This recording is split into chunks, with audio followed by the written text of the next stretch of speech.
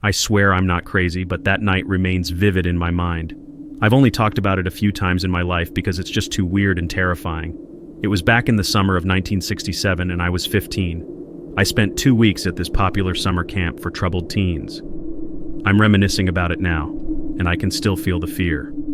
It was the last night of camp. A few boys I met and I decided to sneak out of our cabins and head into the woods. We had swiped some cigarettes from the head counselor's desk and wanted to go for a smoke. We were just being dumb kids, bragging and trying to impress each other with made-up stories about making out with girls. It was getting really late, so the other boys went back to their cabins. I decided to hang out a bit longer, so I sat on a log, finishing my cigarette, when I noticed something strange, an unusual light in the sky. At first, it was just a distant, bright light, but then it started to move closer, hovering over me. It wasn't a plane or helicopter.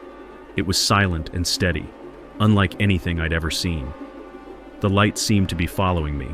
Then it would quickly appear and disappear, flashing different colors as if toying with me, preying on me.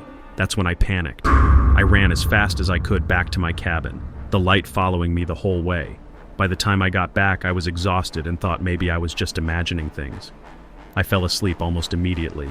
But then, around 3 a.m., I woke up with a start. I felt like someone was watching me. I sat up and glanced around the dark cabin. My heart was pounding. I walked to the window, and that's when I saw them. There were 2 tall, slender figures standing about 20 feet from the cabin, looking straight at me through the window. I remember their eyes were dark and seemed to peer right into my soul. I don't know what they were. They almost looked human, but something was odd about them. Something was definitely off.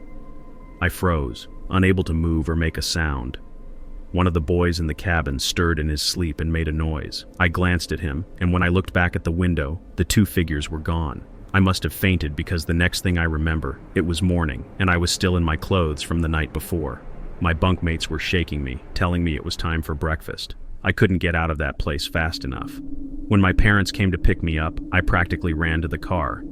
Usually I was a talkative kid, but that day I didn't say a word the whole ride home. The fear and confusion from what I saw stayed with me. To this day, I still don't know what I saw that night.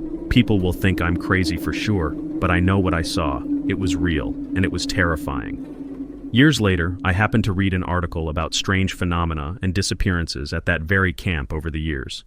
Eventually, the camp was shut down. I wonder what truly lurked in those woods. Could it still be out there,